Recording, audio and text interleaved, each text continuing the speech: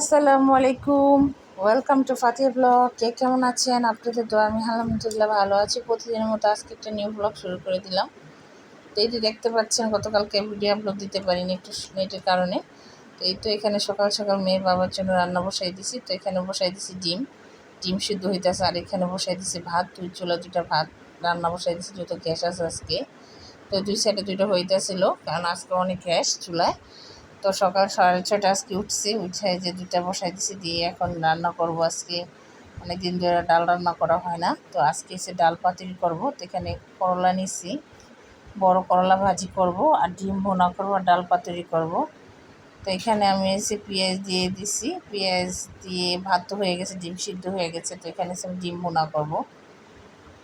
এই তো ডিম, তো 4টা ডিম সিদ্ধ করছে। একটা মেয়ে স্কুলে যাবে, স্কুলে যাবে খেয়ে, এই জন্য ডিম সিদ্ধ করছি একটা। আর এখানে সে যে ডালটা হয়ে আসছে, ডাল পাতুরির সাইড বসাই দিছি, ভাতও হয়ে গেছে। তো আমি এখন হয়েছে ডিমটা রান্না হলে করলা ভাজি বসাবো।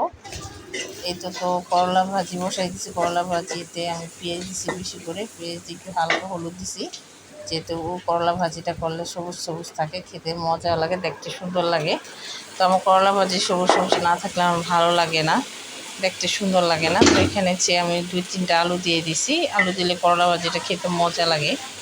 তো সকালে উঠে হাজব্যান্ডের জন্য রান্না করতে, যে ঘুম চোখে উঠে রান্না করতে কি কষ্ট, কারণ অনেক রাত্রে আমার ঘুম আসে না, রাত্রে খুব কম আসে আমার ঘুম, মানে আমার খারাপ লাগে, অস্থির লাগে রাত্রে হইলে। সারাদিন ভালো থাকে, রাত্রে অনেক খারাপ লাগে। তারপরও উঠে শুইতে শুইতে 1টা বেজে যায়, 1টা বেজে যায়, কোনো সময় 2টা বাজে। যাই হোক, হাজব্যান্ডের জন্য মাঝে মধ্যে রান্না করতে পারি না, সপ্তাহে 2 দিন আমি ভাত দিতে পারি না, আর সবসময় চেষ্টা করি ভাত দেওয়ার জন্য। তো হয়তো রান্না প্রায় শেষ, করলা ভাজিটা রান্না করলে আমার রান্না শেষ। তো আমি এসে চুলা সব ক্লিন, রান্না বসায় এক হাতে, আবার থালা বাটি দিয়ে এক হাতে কাটি, এক হাতে রান্না করি। সকাল ঘুমেতে উঠে এই যে দেখেন রান্না করে সব ক্লিন করে ফেলছি, মুছে টুছে একদম চকচকা করে ফেলাইছি, গ্যাসও আছে। তো এখানে খাবার পানি বসাই দিয়েছি, 1 কলস আছে পানি। তারপর এটা ফুটাই যেহেতু আমি সিদ্ধ করে পানি খাই, আমি মানে ফুটায় পানি খাই। তো এই তো আমার রান্নাঘর সব মোছা টুসা শেষ, আমার রান্নাও শেষ। তো মেয়ের বাবা এখন চলে যাবে, প্রায় 8টার মতো বেজে গেছে। তো ঘড়িতে দেখে না, প্রায় 8টার মতোই বাজে, পাক্কা 8টাই বাজে। তো ভাত দিব, এখন দোকানে চলে যাবে।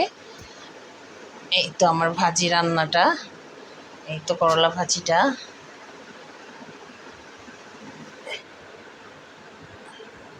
আর এই তো হচ্ছে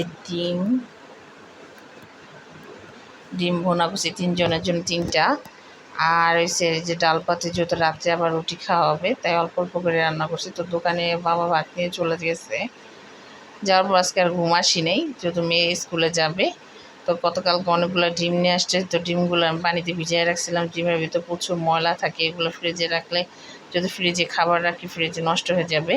তো আমি আবার ডিম আনলে বেশি করে ভোলে পানি নিয়ে ধুয়ে তারপর ছড়া দিয়ে তারপর ফ্রিজে রেখে দিই। তারপর ফ্রিজে রাখলে ফ্রিজের সাথে একটু লেবু কেটে রেখে দিই, যাতে জীবাণুটা থাকলে মরে যায়। তাই তো ডিমগুলো ছড়া দিয়ে তারপর একটু ফ্রিজে রেখে দিব। তো অনেক দিন এই ডিমগুলো 8-10 দিন চলে যাবে আমাদের, মানে 1 সপ্তাহ হয় 10 দিন। তো আমরা যে চলে যাবে। এই তো মেয়ের নিয়ে স্কুলে যাব। তো মেয়ের নিয়ে স্কুলে যাব, স্কুলে থেকে আসার সময় তো একটা পাঙ্গাস মাছ আর কই মাছ, টাটকিনি মাছ, এগুলো কিনে নিয়ে আসছি। মাছ ছিল না, মাছ কম ছিল, তাই কিছু মাছ কিনে নিয়ে আসছে, বাবা টাকা দিয়ে গেছে। আর আইসায় যে এই কাপড় চোপড় 1 বালতি ধুইছে, এগুলো রোদ দিয়ে আবার মেয়ের আনতে যাব। তো মেয়েরে নিয়ে আসার পরে হঠাৎ করে দেখি আল্লাহর মেহমান খালা চলে আসছে। বলে কিছু দেব, খালা কি করবা, কি দিব তোমারে? তো খালার কিছু পুরান মাছ ছিল, তো মাছ ছিল চাপিলা মাছ ছিল, আর মানে তেলাপিয়া মাছ। তো খালাকে দিয়ে দিছি আগের মাছ। তো খালার বললাম খাওয়া দাওয়া করে যান, বলে না খাওয়া দাওয়া করবো না। তো খালার ইনশাল্লাহ আগামী শুক্রবার দাওয়াত দিছি। বলছি খালা তোমার আজকে খাওয়াইতে পারলাম না, তুমি সামনে শুক্রবারে আসবা। তো বাদ ছিল না, দেখে খাওয়াইতে পারি না। তো আমি মাছ টাছ কাইটা ধুয়ে আমার রেডি করে রাখছি, বক্সে রেখে দিব। তা খাওয়া দাওয়া রান্না বাড়া করা শেষ, ঘর দুয়ার মোছা তো শেষ, অলরেডি সব কাজ শেষ করে তো মেয়ে বায়না করছে, তো আজকে মেলা যাবে।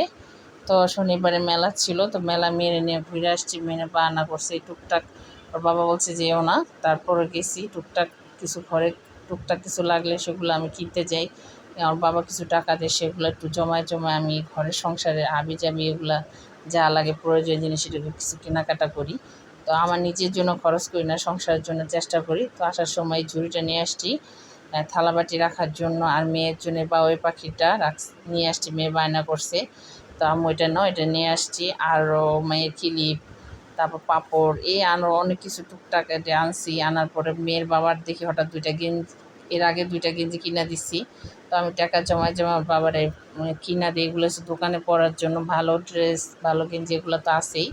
তো মেয়ের জন্য বাবার জন্য 2টা গেঞ্জি কেমন আনছি, কেমন হয়েছে কমেন্ট করে জানাবেন। তো আমার চয়েস, বাবা হয়েছে সাদা সুদা কালার। তো মেয়ের জন্য আবার কেক কিনে এনেছি, মেয়ে খাইতেছিল। এই তো সব গোছায় টোছায় তো তো রাত সন্ধ্যা হয়ে আসছে। আইসা এখন কি খাবো চিন্তা করতেছি, তো পাঁপড় ভেজে নিয়ে আসছি। আর দুপুর যে বাটার বোম স্কুল থেকে আসা ছিল, ওই বাটার বোমটা রয়েছে, এটা খাবো চা দিয়ে। দুধ চা বানায় নিয়ে আসছি, মা মেয়ে সন্ধ্যার নাস্তা খাবো। এই তো যাই হোক, ভিডিওটা ভালো লাগে লাইক কমেন্ট শেয়ার করবেন, ফাতেহ ব্লগের সাথে। আল্লাহ হাফেজ।